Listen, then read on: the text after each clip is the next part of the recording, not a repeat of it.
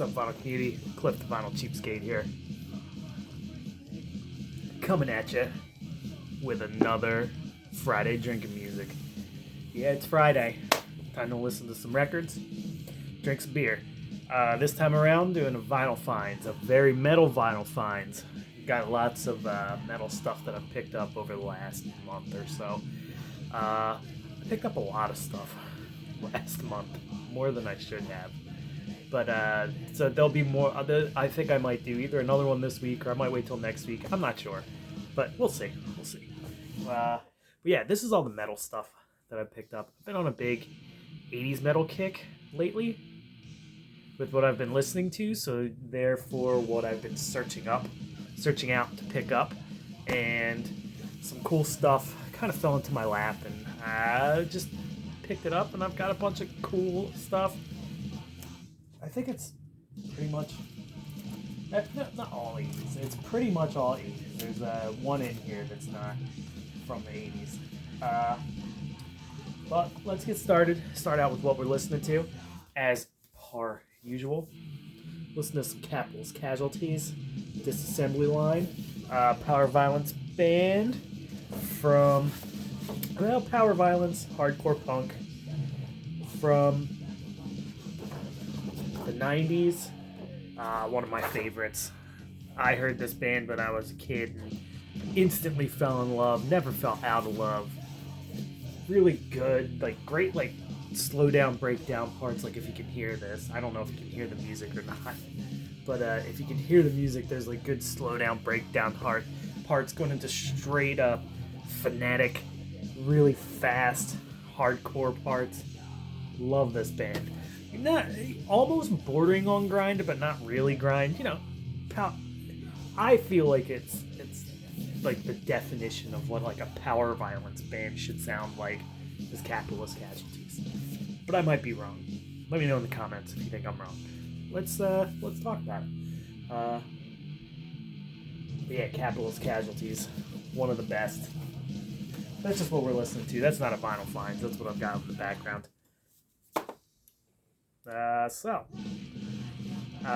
Went on a bit of a kick with 80s metal. So, the first two, on my podcast, we did a Big Four, Canadian Big Four, and I forgot how much I like the first few albums by this band, and so I grabbed a couple.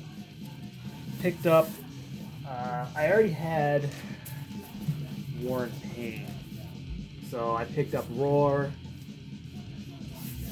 and these are both reissues. This is mostly reissues. I think it's all reissues, actually. But that's fine. I picked up Roar by Voidbot and Killing Technology, and this is the one that we talked about on the podcast. This is a great album. This one's really cool, thrashy. This one's starting to go into, it's kind of like the transition between War and Pain and Killing Technology, Roar. It kind of bridges the gap, and then they get more and more progressive after this one, and they kind of lose me a little bit. But still, Voidbot. These first three Voidbots are must-haves. I think that I've been messing up by not owning all of them for this long. But killer records. Glad to have these in the collection.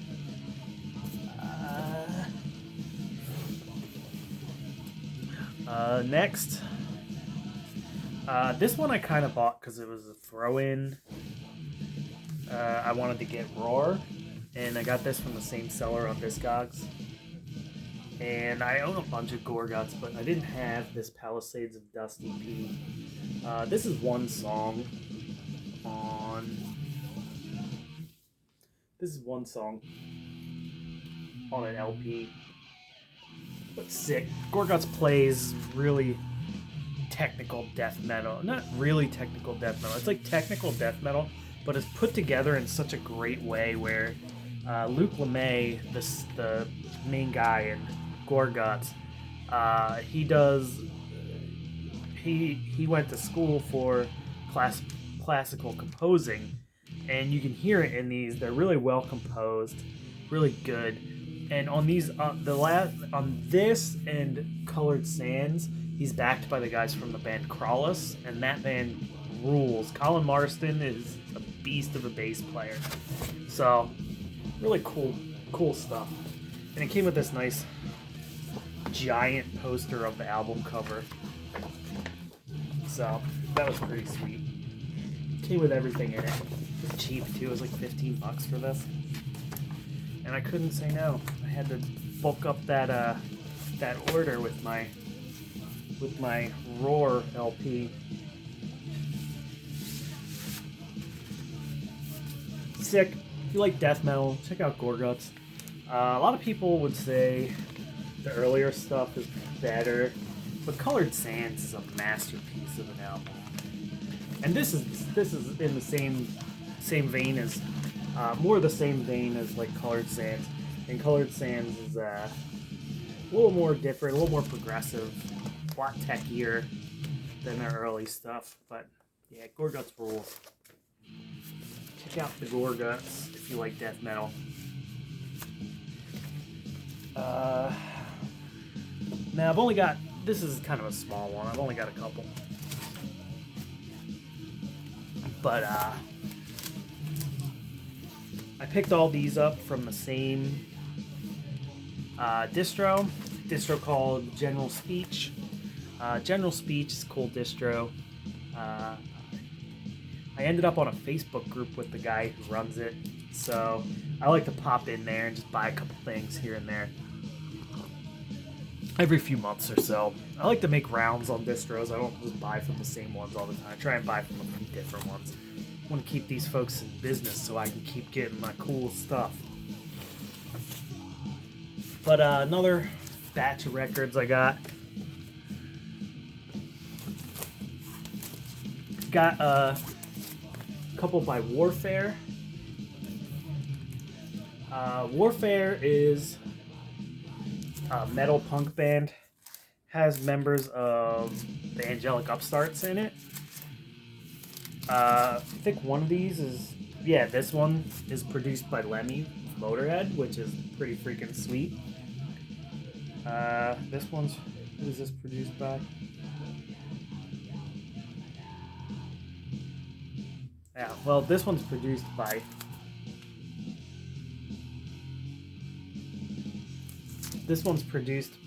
Lemmy, and it's got Warsaw on guitar, which is pretty sweet. But yeah, really good, filthy, heavy metal. Good punk edge to this one. Sounds a lot, to me, it sounds a lot like a bit of a punkier Venom. Not as good as Venom, but like a punkier Venom, almost. To me, that's what my ears hear. But, came on cool colored vinyl. These are back on black reissues. They just came out, I think, this year. Did they come out this year? No, this one says 2018. But yeah. Cool reissues on back in black. Warfare, Pure Filth. Great album. And these first two are definitely the ones you want to get. Because they're not as good on the later ones. These first two are excellent records. And they got Metal Anarchy by Warfare. Sweet. I didn't show you the gatefold on the other one. I will in a minute after this. Sweet gatefold. On some crystal clear vinyl.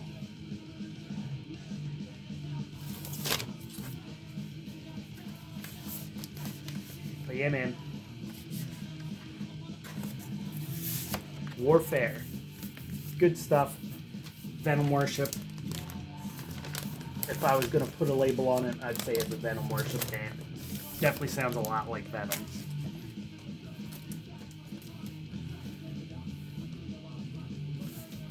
Show you the gatefold of that other Warfare LP here. Yeah, see that? Tons of punk attitude in there.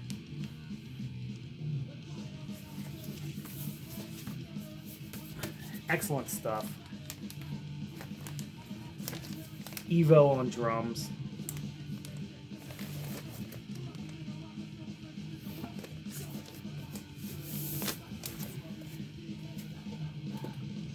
I got one more. That's it. Volcane.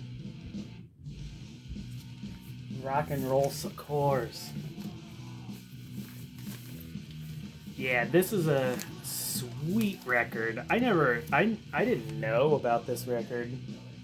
I heard of this record through general speech, and then his description said it was from France, sounded like Inepsy, and it was from the 80s. And at that point, I was sold.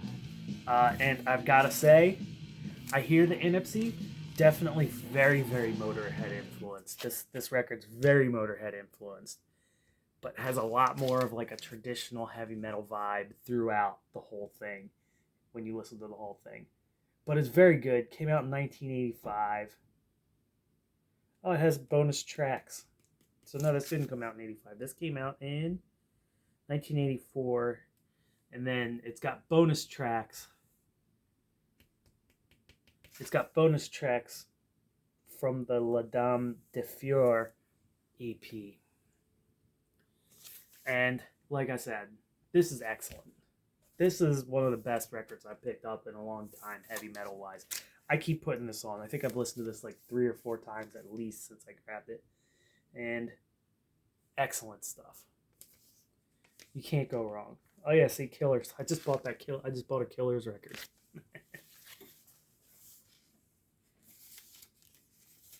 But yeah, man, excellent stuff. Can't get enough of this. This is just on plain black vinyl. It's a repress on Seasoned Mist. And I think there was a really limited amount of these. So, pretty sweet stuff. But yeah, like I said, on a bit of a 80s metal kick. I'll have another vinyl finds soon. I'm kind of waiting for one record to come to my local record shop. I know they're getting it.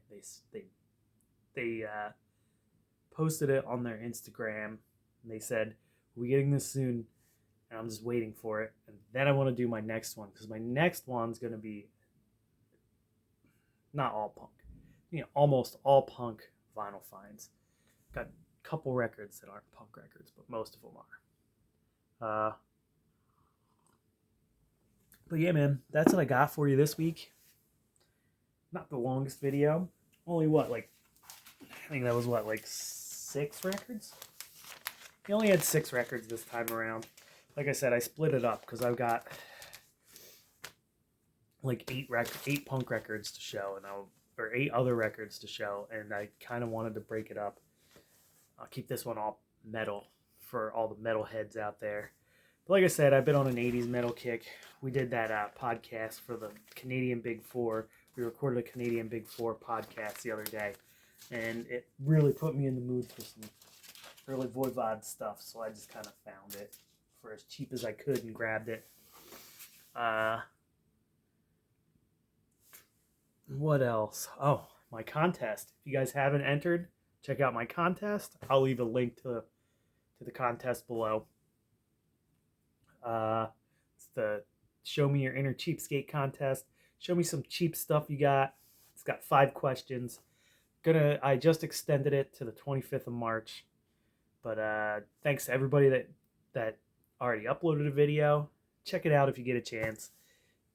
If you feel like putting a video, put a video. You can win some cool stuff. Cheers, everybody. Have a good weekend. Later.